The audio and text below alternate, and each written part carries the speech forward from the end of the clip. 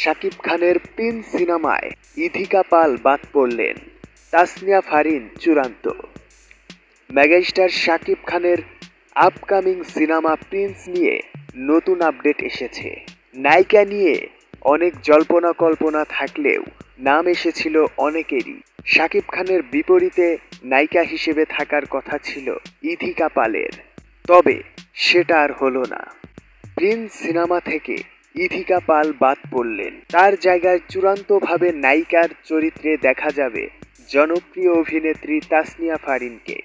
নায়িকার চরিত্রে তাসনিয়ার উপস্থিতি সিনেমার গল্প ও অ্যাকশন দৃশ্যে আরও প্রাণবন্ততা আনবে বলে অনেকেই মনে করছেন।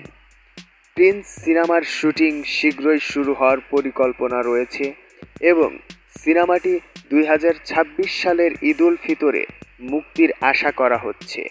সিনেমা প্রেমীরা আগ্রহ নিয়ে অপেক্ষা করছেন শাকিব খান ও তাসনিয়া ফারিনের জুটি কেমন হবে তা দেখার জন্য। তো এই ছিল আজকের আপডেট।